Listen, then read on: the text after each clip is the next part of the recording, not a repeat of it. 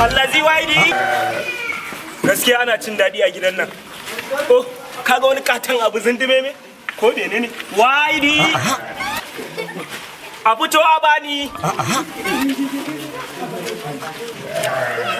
Duk bakin cikin ku sai na ci abin da kuke ci. Sadaka. Allazi waidi. Amma na fa. Sannifa. A zubo.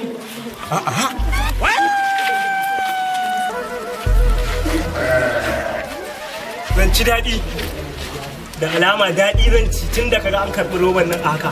Wai. Yawwa. Da alamu kaji ne bari na bude sai na ga me a ciki.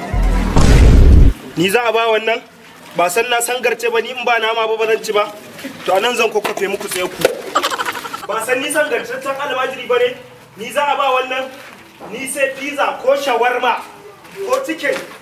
A bani wannan? An isa? Almajiri ta kayan ku. Na? Almajiri zo. Gani nan.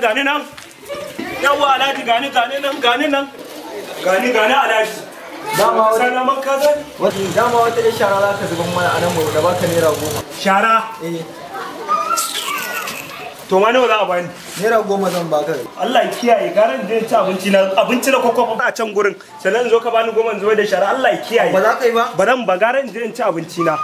Garan da ci gurasa. Allah ya ma almajirin nan. La ilaha illallah yanzu ragon ya cinye gurasa kuma bi babu zan yi. Bari in je in zubar da shara ko 10 ce na dan rage.